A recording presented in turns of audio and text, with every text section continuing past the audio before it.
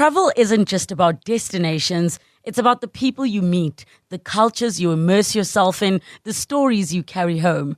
I'm Nobuhle Nkabane, and on my travel feature, I take you on a journey beyond the guidebook. Each week, I connect with fellow travelers, insiders, and storytellers to bring you the heart of every place. Whether it's a hidden gem right here in South Africa or a dream destination abroad. Join me as we travel through conversations, memories, and inspiration. Listen wherever you get your podcasts. You're with Clement Manyathela on 702. Let's walk the talk. Streaming on the Prime Media Plus app. DSTV channel 856. 92.7 and 106 FM.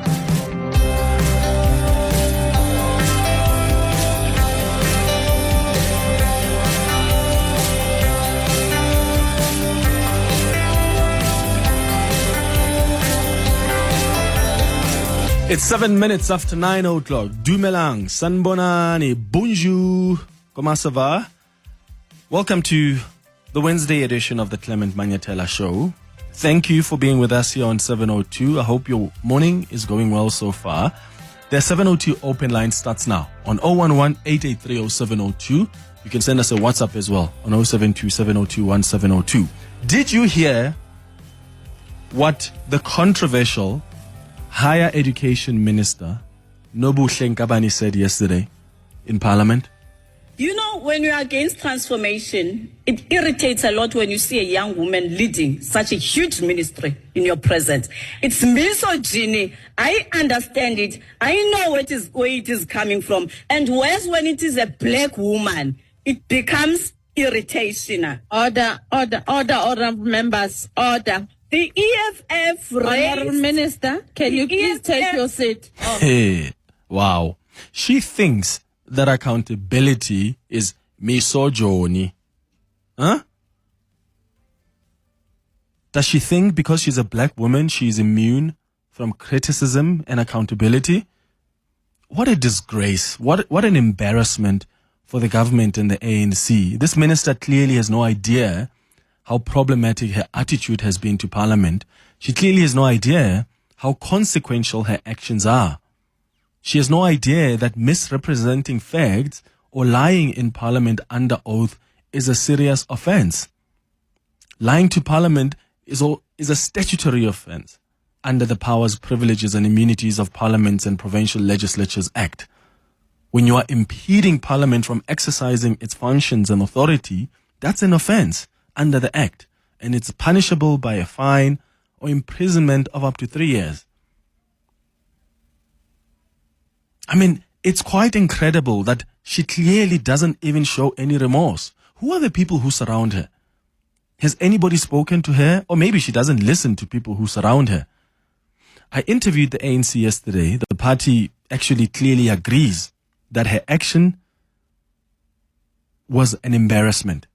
They agree that there must be action taken against her, but they want to wait for Parliament's Ethics Committee to act first before they can act, which I think is ridiculous, because the ANC can follow its own processes while Parliament follows its own processes. And I'll play you some of the clips from that interview, and I'm interested in your thoughts about what this minister had to say yesterday. Something else that's concerning is the story about the Ekurhuleni head of forensics audits who has gone down. My goodness. His name is Mpho Mafole. He was the head of corporate and forensics audits in the city. He was shot and killed, I'm told, in Kempton Park on Monday. And the police are now investigating. I mean, the motive for the shooting is still unknown, but it always concerns me when people who are heading these forensic units in various institutions are actually being targeted and killed in a manner that Mr. Mafole has been killed.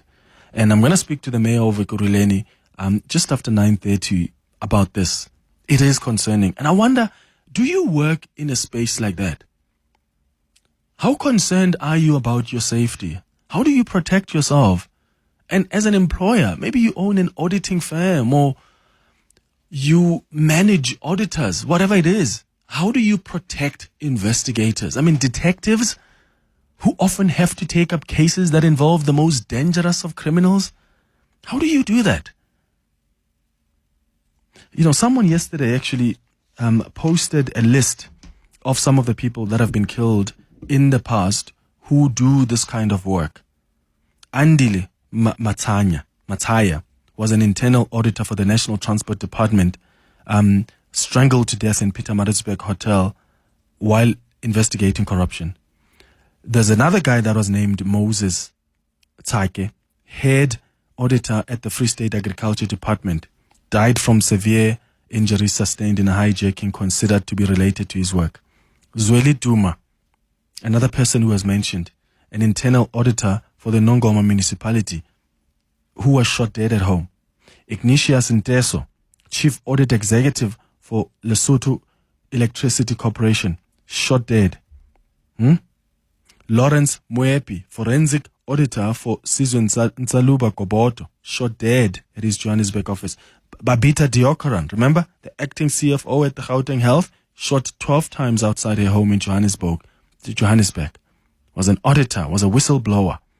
Who remember Mr. Murray, insolvency specialist, someone who was auditing Bosasa, gunned down in Johannesburg with his son.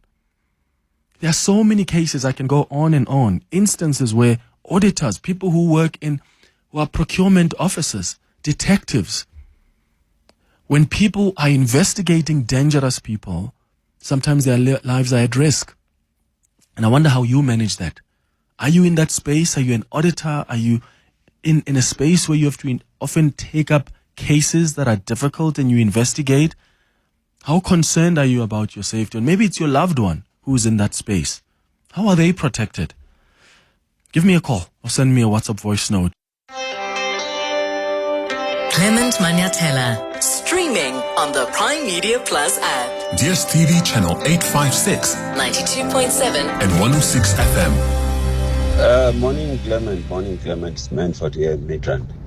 You know, the minister was still arguing instead of apologizing. It's like a person who's digging. She's totally digging deeper, trying to avoid problems or trying to run away from something, but digging herself deeper into the wall, going down. And she's embarrassing us as black people, and say she's embarrassing women. Good leaders, there are good leaders in women of black color, but she's totally embarrassing us. And I don't know, but at the end of the day, she is out of order. Thank you. Morning, Clement. I think the minister, she's sort of as a black person. I'm telling her now, there's nothing to do with race. There's nothing to do with misogyny. It's all about accountability. When she was sitting in parliament, she just sat there chewing her food, not answering questions, being like her uncaring self, which is why everyone is mad at her. She must take accountability and say, what I did was wrong. I lied. I am wrong. Full stop. There's nothing to do with color. Can they stop disrespecting us black people? Please. And that is delegitimizing and minimizing actually the war that women often have to battle every single day, of being undermined because they are black, of being undermined because they are women. Because there's someone out there who's being held accountable, and because she doesn't want to take accountability, she's going to use sexism and misogyny as an excuse. That's ridiculous. In fact, we must maybe take a few steps back. Yeah? And Abel, maybe let's find some clips that I can play to remind the listeners of the belligerent attitude that this minister demonstrated towards Parliament. I must play you some of those clips in a moment, so you know what we're talking about here. When we say she's an embarrassment, she refuses to take accountability, it's not something that starts yesterday. It's actually been her attitude. It's been consistent throughout. This saga started around the appointment of Sita board chairpersons. And the president, still mum. The ANC, still mum. And they want to look to Parliament and say, yeah, but the ethics committee will act. Sure. As you are in Parliament, but as an ANC, you are a different party to Parliament. You have your own code of conduct. You have your own constitution. It's like saying, oh, someone has been accused of this, then we're going to step back and allow the courts to deal with it. Why do you have the Integrity Commission and the Integrity Committee? Why do you have disciplinary processes then as an organization? It's ridiculous. Good morning, Clement. I hope you're well. Please keep me anonymous. Clement, I'm studying towards becoming a chartered accountant. I'm doing my articles. I have a few friends who are a few years ahead of me. I think 2021, a friend of mine, she's a qualified CA. She was auditing a municipality in, let's say, in the Far East. She found a few discrepancies. She tried to raise them. She was told that she better let those transactions go ahead. She was told that she must do nothing, leave it as is. She had to leave the job. She quit, she resigned, she left the job. I mean, as a young person trying also just to make a difference also in South Africa, in my expertise and my skills, it's scary to know that actually there's nothing I can do, because then your life is threatened if you try do the right thing or be honorable in this way. Oh, it's very scary. It is so scary. You know, I'm receiving messages on the WhatsApp line here, and they start with this, and I'm not kidding you. A lot of them say, please keep me anonymous, Clement. And that just tells you. It tells you how many people are scared that they'll lose their lives. This one, Anonymous, says, Clement, please keep me anonymous. I'm in the forensic and investigation space. When we go investigate at the departments, we register our ID numbers, cell numbers, car registration numbers, etc. The wrongdoers get to know about our whereabouts. We are not protected. We're just working to fight corruption in our country and put food on the table. That's a message there from Anonymous. And I mean, sharing that information already really puts them in a vulnerable position, right? Another one says, hi, Clement. This is Anonymous. I'm a forensic investigator tasked to investigate fraud and corruption. I used to work for government, and after active threats, especially in the Free State government, I had to resign when the threats were against my child. I'm now in the private sector, and it's much safer. It's heartbreaking as I love what I do, and I wanted a better, clean government. But I have to think about my life and my family because I want to live. My goodness. And the stories that are being shared, unbelievable that you've got honest civilians who want to ensure that there's a cleaner government. Corruption-free. But the minute they take that moral position and they take their work seriously, their lives are at risk. In this case, your family also gets targeted. What's the hope then for our government? It's 21 minutes after 9. Your voice, Your station. your open line Walk the talk with Clement Manyathela. on 702. Okay, here's a quick reminder for some of you that may not understand why a lot of us are disappointed in the Minister of Higher Education, but also more so disappointed in the President for just sitting back and doing nothing. Disappointed in the ANC for just sitting back and doing nothing. Unless, of course, they're doing something behind the scenes, but they haven't said anything about any action that this minister is going to face. Now, let's take a few steps back to give you some context. So Minister Nkabane appointed board chairpersons of SETAs, right? The list of her appointments was leaked, and it revealed that she had appointed Gwede Mantashe's son and Gwede Mantashe's advisor as board chairpersons of 2 of the SETAs. Now, what was curious about these appointments was that the list was riddled with politicians. You should have seen the board chairpersons. You see, you've got politicians in KZN, you've got Gwede's son, you've got Gwede's advisor, riddled with politicians. Curiously, though, she appointed Gwede's son and Gwede's advisor. And do you remember which portfolio this minister belonged to before she became Higher Education Minister? She was a Minerals Resources Deputy Minister. So she worked very closely with Gwede Mantashe. Then she gets promoted by the president to become Minister of Higher Education. And then what does she do when she gets there? She appoints Gwede Mantashe's son, Gwede Mantashe's advisor, to be board chairs. Do you think that's a coincidence? And she tried to defend the appointments. In fact, she was asked tough questions. And she withdrew the appointments of board chairpersons. And she said, I'm withdrawing these because, I know that there have been calls for greater transparency. But she wasn't off the hook yet. Parliament wanted to know who advised you to make such appointments. And she claimed, I had an independent panel. the parliament then said, oh, okay, who was on that independent panel who advised you to make those appointments that were so political? And you've now admitted to that because you've withdrawn the appointments of board chairs.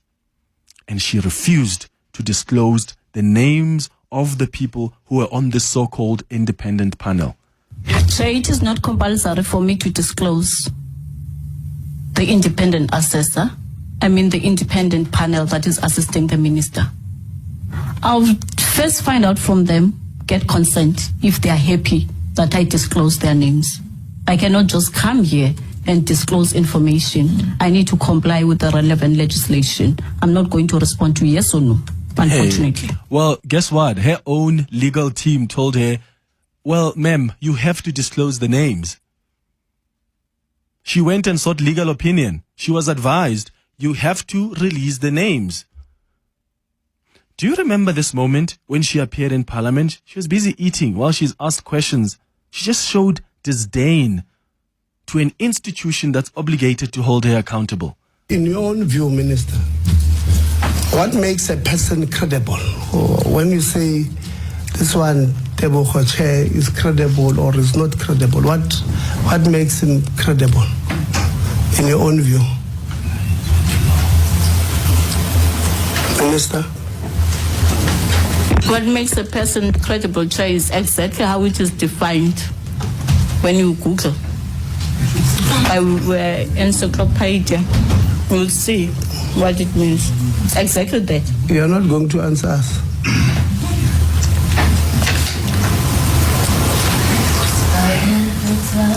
You're not going to answer us, Minister.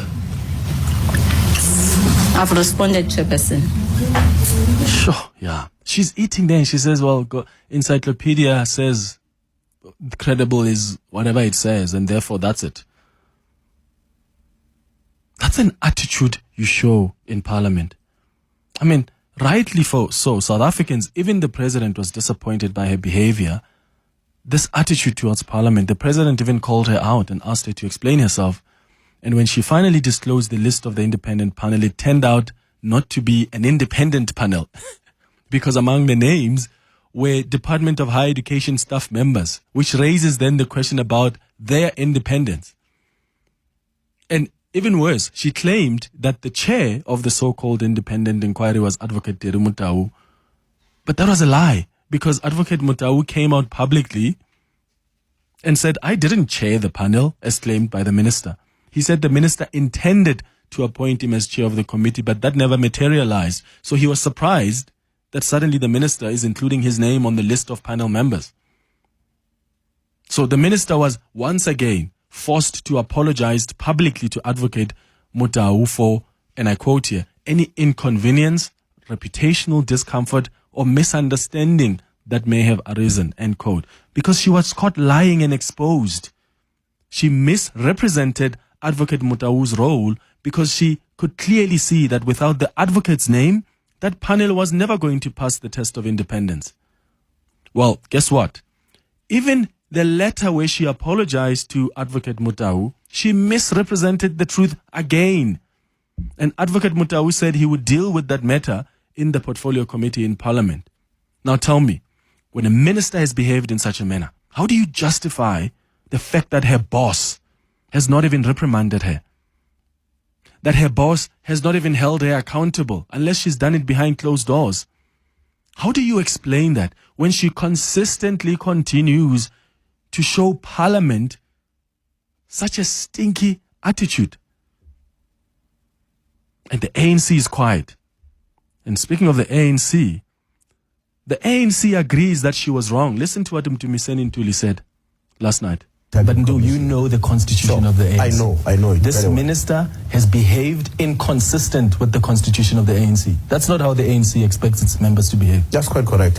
So when something like that happens, there has to be a disciplinary hearing. There's not going to be a pat on the back and says, oh, Mdu, as the chief whip complained, and therefore we're not going to follow up on this. That would be crazy for the ANC to look at your recommendation that says the minister has misrepresented facts and not do anything about it. Do you accept that? I don't think the ANC will do nothing about it. So I think what is at issue now, which you are raising, correctly justified, is that up to today, the ANC has not indicated its own course of action. Which is weird. But that there would not be any decision taken against a behavior like that. I don't think that. So we wait for the disciplinary the ANC action is going to say, no, we close our eyes and we leave that. Okay. I don't think so. I think the organization is going to do something about it. Well, let's wait and see what the ANC will do about her. I haven't seen any reports of her being invited to the Integrity Committee. I haven't heard anything about the ANC starting a disciplinary hearing, even though the caucus leader in Parliament says, I agree that this person misrepresented facts. How she behaved is problematic and action has to be taken against her. Hey, good morning, Clement and the listeners. The minister's attitude is quite bad. So these are the type of people that are actually undermining our sisters. That's why some of our sisters are not being taken serious, because you can't be throwing tantrums, but at the end of the day, you want leadership positions. You understand? So in terms of positions, for me, I don't believe gender or race must exist whatsoever. If you're wrong, you're wrong. You must take accountability. Thanks. Morning, Clement. How are you today? Hope you're good, my brother. Clement, when it comes to this minister, unfortunately, we have a few of those, or a certain number of them, who are led by arrogance. There is arrogance in them, from the chewing in the parliament when not answering questions and stuff. That, to me, shows the arrogance. I am who I am. I am the minister, and I am protected. What you gonna do to me? You know, there's a lot of arrogance there. A lot of arrogance. Not about serving the people. It's about her and her protectors or whatever. Arrogance. Spiwe here in Jabulani. Morning, Clement. I think Minister of Higher Education is being critiqued only for incompetence and arrogance. Not because she's black or she's strong or what. No. For incompetence, her incompetence. And then when it comes to Groenewald, that's a polite way of saying let's beat up this black, because half of the time most black cannot afford bail and they are mostly in jail. And then on the issue of DRC, we wasted our time on a war that didn't benefit us at all. It's 9:30. Morning, Clement. How are you? I'm all right, thanks. Go ahead. Yes, but I just want to weigh in on what Minister Groenewald was talking about in relation to alleviate the overcrowding in prison. Mm-hmm. Yes, I agree that there is the overcrowding, but he's also saying he needs to revisit 1996 scrapping of corporal punishment, which I really don't agree, because for me, prevention is better than cure, Papa. Why not, as communities, talk about this overcrowding, Yama prisons, more especially juvenile prison, women, and everyone who commits crime? So why don't we ensure that we avoid going to these prisons as people, inculcate the spirit of do not do crime. Crime doesn't work. Starting from here at home, Papa, until wherever, because really crime doesn't work. Because now, if we are going to interfere with the constitution and all those things, that is going to be more cost effective. Yeah, and also we can't just focus on retribution. Like, as you say, crime is a societal issue. What are we saying in our homes? What are we teaching our children? What are they witnessing in society? What's happening in our schools? It's a societal issue. You're not going to resolve this and deal with the population of our prisons by just ensuring that there's somehow corporal punishment and that deals with people that are awaiting trials. I mean, I think what he says there is he was referring to that act of beating prisoners who commit minor crimes. And my understanding is that this was an apartheid law that was ruled out in the early 90s. I don't know how that works, because it's like whenever we talk about people who still want people to be killed who commit crimes, like the death penalty, what happens to people who are innocent? Because the very reason that you're still awaiting trial is so that you can be found guilty or not guilty. So you've beaten someone, they've gone home, unless, of course, the minister says this is only going to happen in cases where we know conclusively that the person has committed a crime. But how do you know that when they've not gone through the system? So it's quite a tricky one. In fact, I want us to talk about it tomorrow on the Thursday Dialogue, Reverend. I'll bring in the different stakeholders and let's have a broader chat about it tomorrow on our Thursday Dialogue at 11 o'clock. Bonolo, you're calling from Midrand. What do you want to say about the minister? Clement, I think we should accept as a society that our problems as a country are way past the ANC's ability to solve them. Chiefly because they are part of the big problem. They make up a chunk of the problems. The Ramaphosa was quite quick to fire the deputy minister for traveling to the States, right? An approved trip. And yet he has a minister that continuously lies to the nation openly, and the calls have been made for him to let her go, and yet he's sitting on his hands. I mean, that is just unacceptable. There are many genuine causes and issues that black people face. There are many causes and issues that black women face. And by her just to trivialize those many genuine causes by making this about that, this is not one of them. Ramaphosa must just act, man. Yeah. I mean...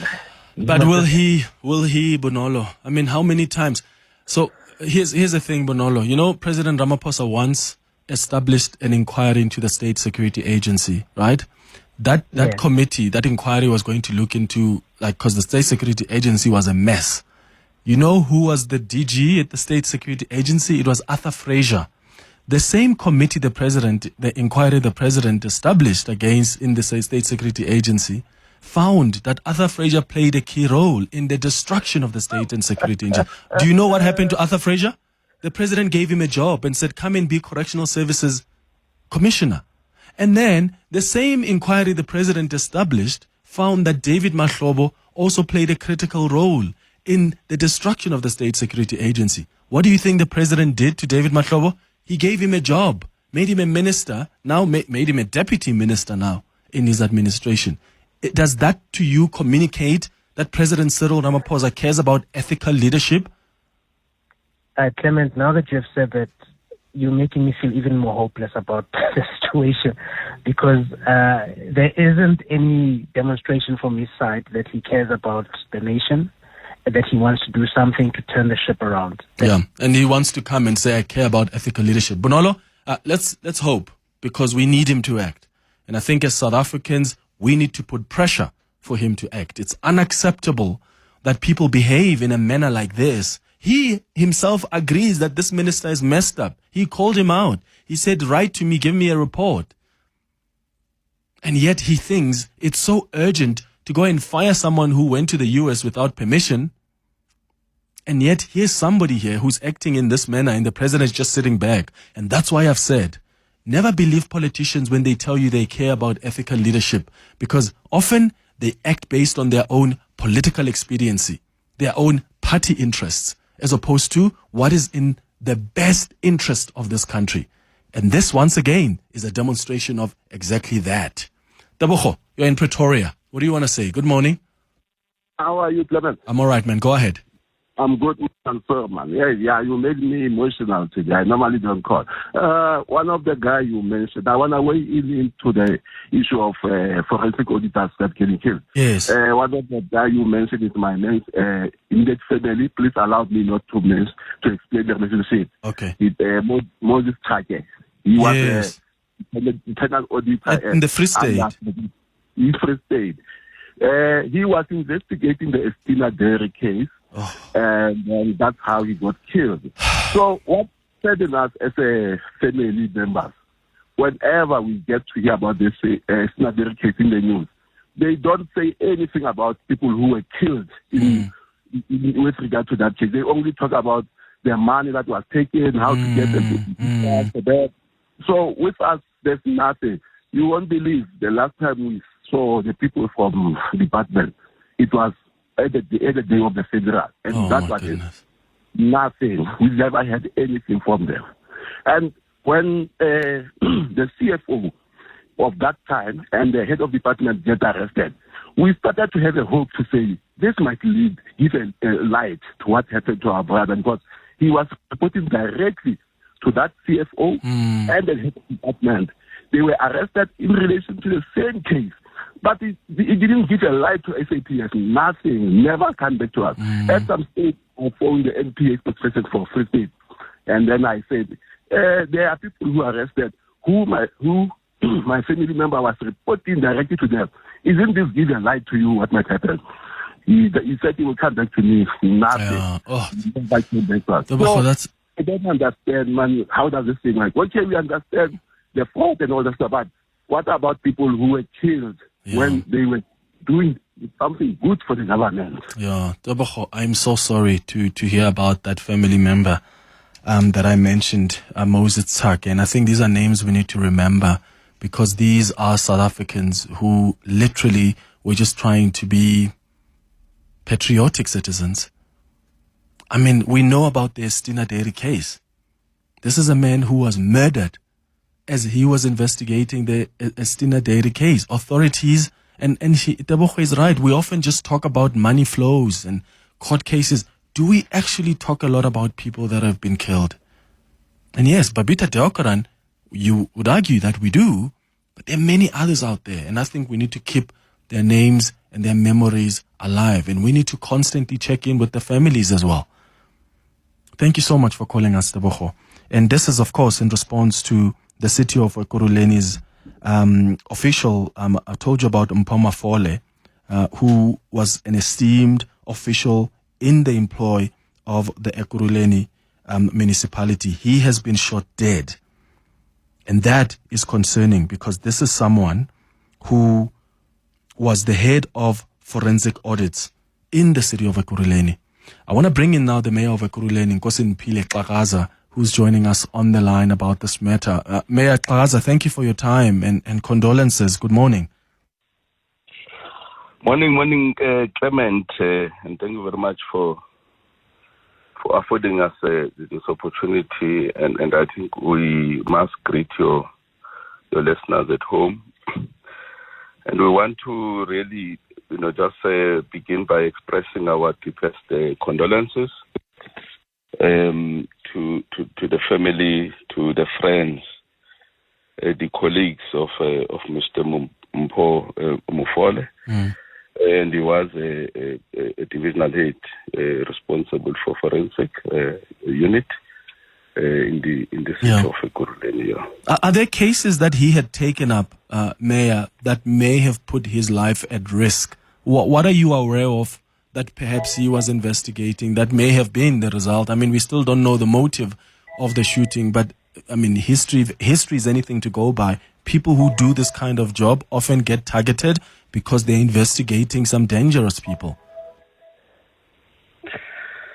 Yeah, maybe just before I go any further, I just want, because I was listening to the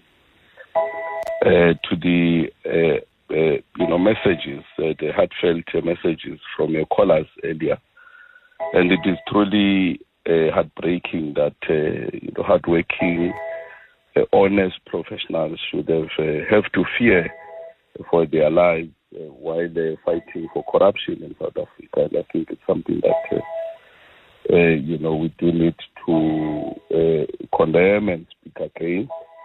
And indeed, Mr. Mufule's tragic passing is not just a loss for his loved ones, but a blow to the city of Ekurhuleni and everyone who's committed to building a renewed and more accountable and ethical public spaces. And I must indicate, while I don't want to draw any conclusion at this stage until the authorities give us the reports. But I must say that we're dealing with a lot of issues currently in the city. I was there in the studio not long talking about the 2 billion revenue shortfall. It's quite a big investigation that is currently happening, headed, of course, by that unit. And we've committed firmly that we will act and hold those accountable. And we make political statements. We rely on honest officials to assist us to carry. How do those honest officials can get protected? What are you doing as the city to protect people who often have to take up cases that are so dangerous, and some people who get investigated may not want them to look into their matters? What's the city doing to protect those officials? Yeah, no, I'm sure this is one area that we must continuously improve on, because it's not just the mayor, it's not just the city manager or the CFO, various other officials who are actually involved, including the head of the chief audit executive, going down to the head of the unit, and the actual investigators themselves, that we must always protect them. That is why at all material times, they are, involved in the background work, and as leadership, we take, the front in terms of pushing back and fighting corruption. Of course, from time to time, risk assessment is done by the appropriate body, and then they actually recommend what type of intervention we have to do. And I must indicate that it is an area that we have to be improving on across, not just in the city, because the standards that guide, but at the rate within which these are happening. And I must indicate that in the city we've had few instances. Not long, the CFO was shot. We reported these incidences. We made a follow-up. An official was involved in the supplier chain, was killed, and really it is becoming a worrying type of a trend. That it is. It is quite worrying. Yeah, and I hope that there can be protection for many of them, especially when the risk assessment indicates that their lives may be at risk. Mayor, thank you so much for making time for us. Nkosi Mpile Xakaza is the mayor of Ekurhuleni. It's 9 minutes before 10. Your voice, Your station. your open line Walk the talk with Clement Manyathela. on 702. 7 minutes before 10 o'clock. Tafara says, Clement, the scary and depressing fact about the two topics you raised this morning is that they are both related, and they both lead to honest, highly skilled, hardworking people and getting killed because corruption and malfeasance, mostly by powerful and highly ranking politicians who are mostly protected by the ANC and its president. And then another one says, Clement, I'm concerned for my husband's life daily. He works for Public Works. You are not allowed to go against regional manager and direct manager. The staff there fear to make work decisions or go against them. My husband dreads going to work every day. Sure. Another one says, Clement, the shooting and killing of the forensic auditors is nothing but silencing them to cover the criminal activities by the corrupt public servants. The worrying factors are the law enforcement, which are unable to bring the perpetrators to book. It's time our government prioritizes these killings if they are serious about eradicating corruption. That's a message there from Madala in Mohlakeng. Hi, Clement. Hope you're good. You are reading big names there. You are reading big names. I can tell you, the junior staff are being killed. Municipalities are dangerous. The junior staff are being killed, and it is what it is.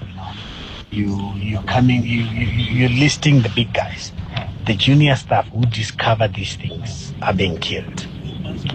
At the hotels. Food poisoning. Some get warned to say, leave the municipality.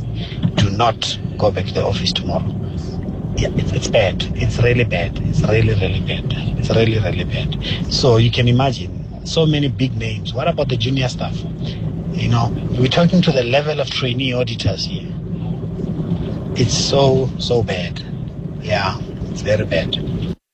Morning, Clement. I just want to pass condolences to the Mafole family. I grew up with the uncles. I'm 67 and I went to school with them. So they both passed. This boy, I don't know, but he looks exactly like his uncle. I know the father. My heart is very, very sore.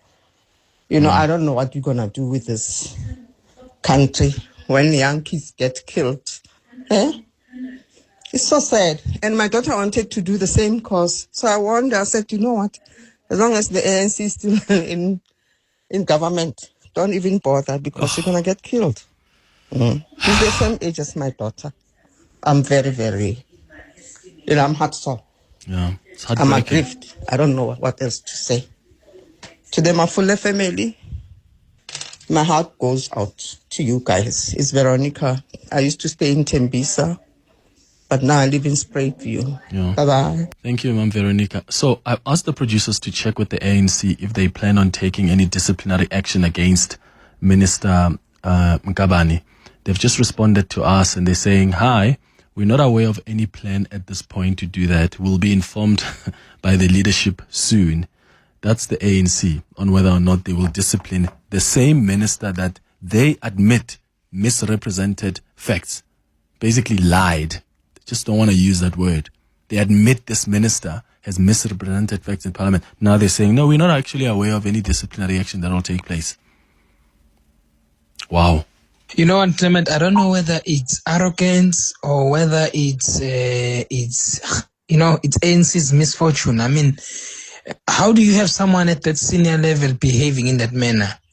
Not answering the question, eating while everyone is expecting an answer from you, telling you to go to Google and Google something, because even Google doesn't provide some sentence. You need to study something big so that you can just approve it and say, yes, it's correct.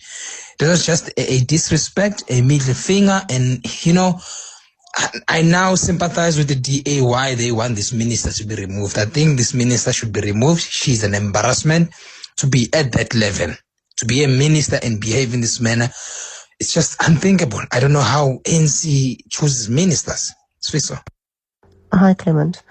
The Minister of Higher Education using her race and her gender as a reason for being attacked is so dangerous in that she's basically saying that is how black women behave. And we all know that it's not true.